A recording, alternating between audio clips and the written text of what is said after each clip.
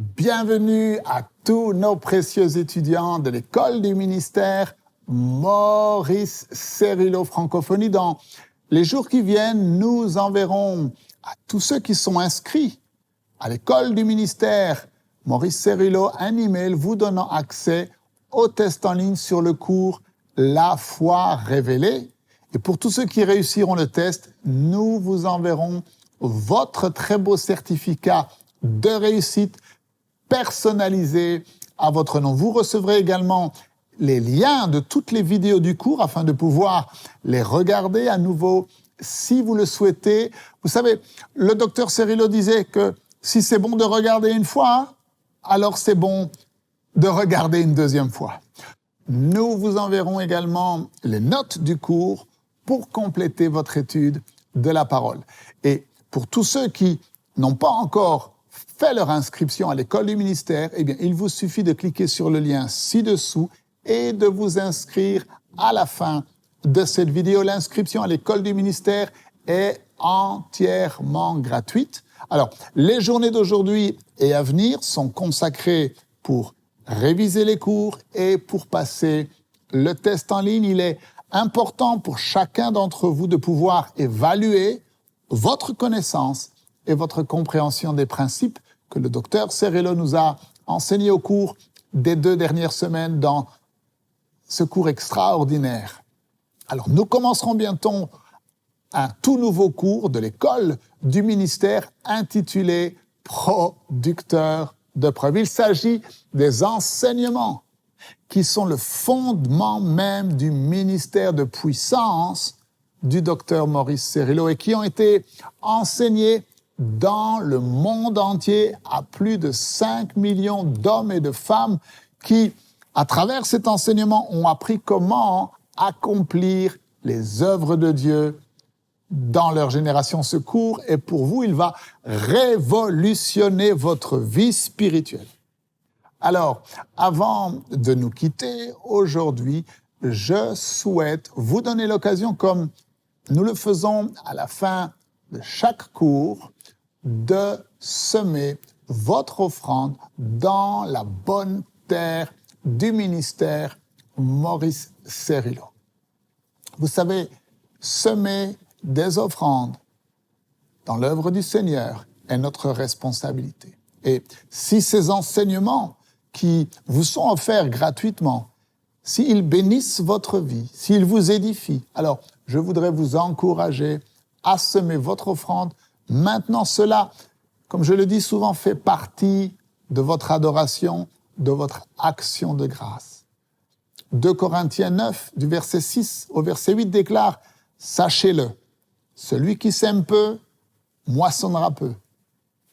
Mais celui qui sème abondamment, moissonnera abondamment. Que chacun donne comme il l'a résolu dans son cœur, sans tristesse ni contrainte. Car Dieu aime celui qui donne avec joie, et Dieu peut vous combler de toutes sortes de grâces, afin que possédant toujours, et en toutes choses, de quoi satisfaire à tous vos besoins, vous ayez encore en abondance pour toutes sortes de bonnes œuvres. Un chrétien qui aime Dieu, c'est un chrétien qui aime donner pour l'œuvre du Seigneur. Jésus nous a toujours enseigné qu'il y a plus de bonheur à donner qu'à recevoir. Alors, faites maintenant ce qui est dans votre cœur, sans tristesse, ni contrainte, mais dans la joie, quel que soit le montant. Merci de prendre quelques instants. Maintenant, il vous suffit d'aller sur le site internet mcwe.fr à la rubrique « Faire un don » et lorsque vous semez votre offrande aujourd'hui, vous dites à Dieu « Seigneur, ta parole est la chose la plus précieuse dans ma vie et je te le prouve en te donnant ma substance. » Et lorsque Dieu vous voit fidèle dans les moindres choses, alors il vous confiera de plus grandes. Et pour tous ceux qui ne peuvent pas donner en ligne, mais qui désirent quand même dans leur cœur de semer une offrande, quel que soit le montant, eh bien, il vous suffit de nous envoyer un email à l'adresse info@mcwe.fr en indiquant votre nom et le montant que vous voulez donner. Nous prendrons contact avec vous afin que votre offrande puisse nous parvenir. Je vous souhaite bon courage, bonne révision, bon test. Merci de partager avec tous vos amis la page Maurice Cerullo Francophonie. Que Dieu vous bénisse. Et n'oubliez pas, la francophonie appartient à Jésus. Bonjour à tous nos amis de la page Facebook Maurice Cerullo Francophonie. Alors, je vous parle en direct du Centre Legacy International ici à San Diego et plus précisément depuis la bibliothèque, là où les étudiants tels que vous peuvent venir et recevoir les enseignements du docteur Maurice Cerullo. Alors, merci à chacun d'entre vous pour votre fidélité et pour tous les messages que vous nous envoyez. Depuis plusieurs semaines maintenant, nous pouvons suivre tous les jours les enseignements du docteur Maurice Cerullo sur la page Facebook et je vous encourage à vous joindre à cette école qui est tout à fait extraordinaire. Alors, nous voulons vraiment bénir la francophonie avec ces précieuses révélations que Dieu a données au docteur Cerullo. Et n'oubliez pas que l'onction ne meurt jamais. Quand bien même le docteur Cerullo est auprès du Seigneur, l'onction de Dieu qui était sur sa vie est disponible aujourd'hui plus que jamais et dans une intensité encore plus grande qu'avant.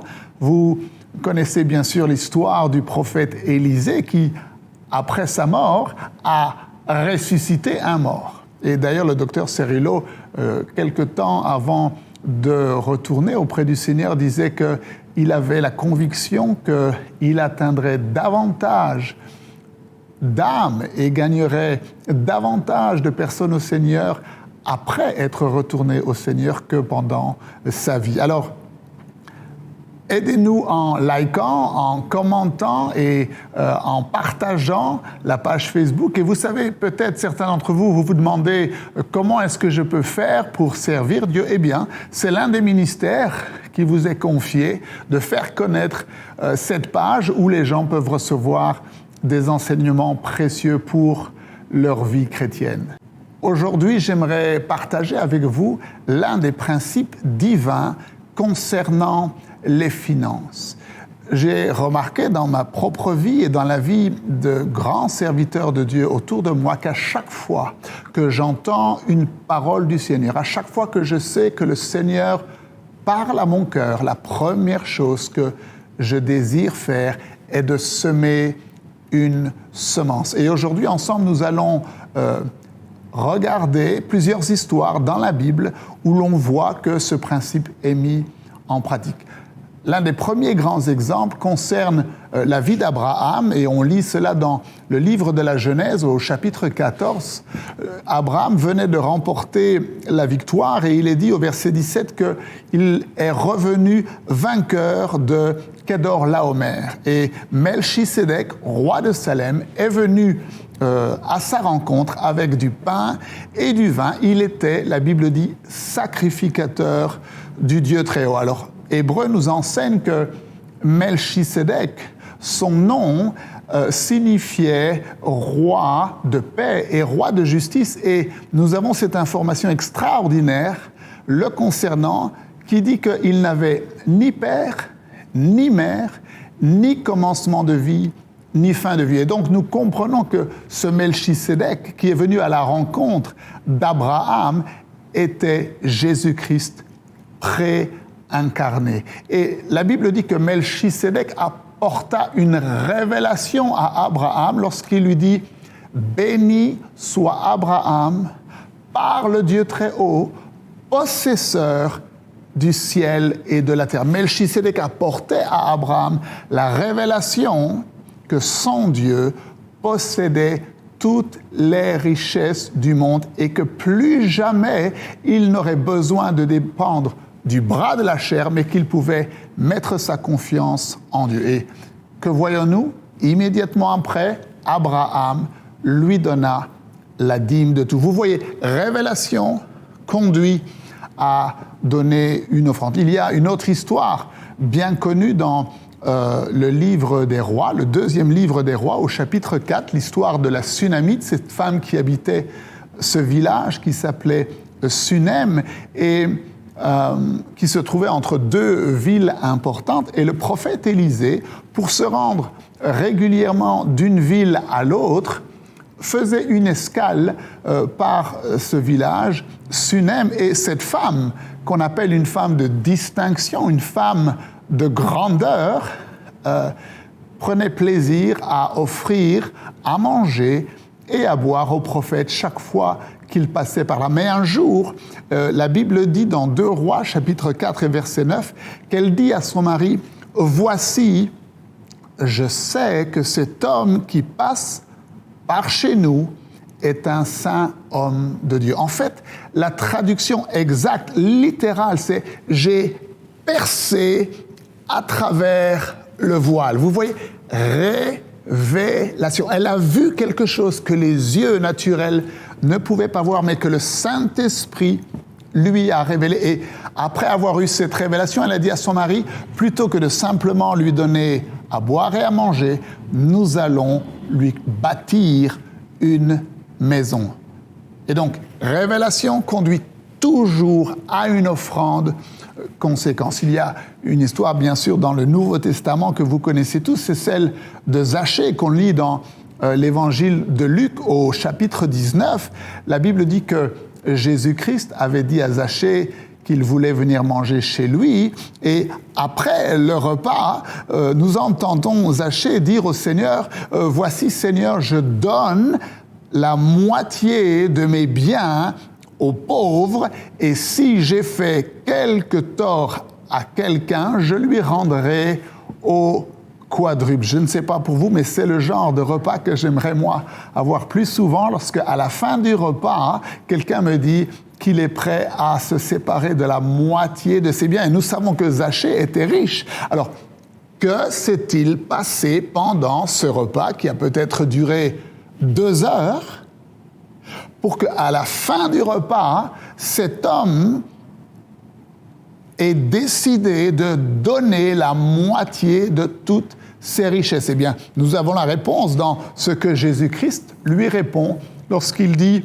« Le salut est entré dans cette maison. » Et donc, vous voyez, révélation que Jésus-Christ est le Sauveur conduit immédiatement Zachée à faire une offrande. Et l'histoire que je préfère par-dessus tout, c'est celle de Marie dans l'évangile de Marc au chapitre 14. Et vous connaissez cette histoire. Marie vient auprès de Jésus-Christ qui était en train de manger, et elle vient avec un parfum de très grand prix. La Bible dit, vous voyez, ces offrandes sont toujours des offrandes de valeur, des offrandes conséquentes, parce que lorsque l'on entend Dieu, cela change notre vie pour toujours. Cela nous permet d'aller jusqu'au bout de la course. Et elle dépose ce parfum de grand prix sur la tête de Jésus. Et vous savez que les disciples ont commencé à se plaindre en disant « Mais à quoi bon perdre ce parfum ?» Mais Jésus leur répond et leur dit « Laissez-la tranquille, ne lui faites pas de mal. Elle a fait une bonne action à mon égard. » Et au verset 8, il dit quelque chose de tout à fait surprenant. Il dit « Elle a d'avance embaumé mon corps pour le jour de ma sépulture. » Alors, vous savez qu'à l'époque, lorsque quelqu'un mourait, on embaumait le corps avec du parfum, avec des bandelettes, pour empêcher que le corps ne pourrisse, que le corps ne voie la corruption. Et donc, Jésus-Christ dit, elle a d'avance embaumé mon corps pour le jour de ma sépulture. Alors, vous dites, oui, mais on embaume lorsque la personne est morte, pas avant qu'elle ne meure. Maintenant, vous vous souvenez, 3 jours après la mort de Jésus-Christ, d'autres femmes sont également allées au tombeau avec aussi des épices, du parfum, des bandelettes pour embaumer le corps de Jésus-Christ. Mais lorsqu'elles sont arrivées, c'était trop tard. Vous voyez, cette femme avait eu la révélation, Marie avait eu la révélation que la résurrection de Jésus-Christ ne dépendait pas des hommes, ne dépendait pas d'un parfum ou de bandelettes ou du fait d'embaumer le corps, mais que la résurrection de Jésus-Christ dépendait uniquement de Dieu le Père qui avait dit lui-même « Je ne permettrai pas que ton âme soit abandonnée dans le séjour des morts. Je ne permettrai pas que mon bien-aimé voie la corruption. Je te fais connaître le sentier de la vie. Il y a d'abondantes joies devant ma face, des délices éternelles à ma droite. » Et donc, Marie a eu la révélation que Dieu le Père allait ressusciter Jésus-Christ et que Jésus-Christ était son sauveur. Et qu'a-t-elle fait? Elle a déposé à ses pieds, comme une offrande d'amour, une offrande de grand prix. Et il y a malheureusement un exemple dans la Bible de quelqu'un qui n'a pas eu de révélation. Et lorsqu'il n'y a pas de révélation, il n'y a pas non plus d'offrande. C'est l'histoire du jeune homme riche qui est venu voir Jésus et qui lui a demandé « Que dois-je faire pour hériter de la vie éternelle ?» Et Jésus-Christ lui a donné la réponse et il a dit « Mais j'ai fait toutes ces choses. » Et Jésus lui a dit « Il te manque encore une chose pour être parfait. Va, vends tout ce que tu as, donne-le aux pauvres et puis viens, suis-moi. » Et la Bible dit que cet homme qui avait de grandes richesses s'en est allé tout triste parce qu'il n'a pas eu la révélation et donc il n'a pas fait d'offrande. Alors vous dites, frère Marc, je n'ai rien à semer, je n'ai rien à donner. Je voudrais vous dire que ce n'est pas vrai. Parce que la Bible dit que si vous êtes un semeur, Dieu donne la semence au semeur. Nous avons tous, quelle que soit notre condition, quel que soit notre niveau de prospérité, nous pouvons tous, là où nous sommes, commencer à semer des offrandes d'amour, des offrandes de foi avec ce que Dieu a placé dans notre cœur. Et je voudrais vous encourager aujourd'hui à faire ce pas de foi, ce pas d'obéissance. Vous qui avez suivi les enseignements du docteur Cerrillo maintenant depuis plusieurs semaines et vous avez véritablement été nourris dans votre cœur, dans votre esprit. Vous avez entendu Dieu à travers les enseignements producteurs de preuves et à travers les enseignements comment gagner la bataille de la pensée. Vous avez entendu le Seigneur parler à votre cœur.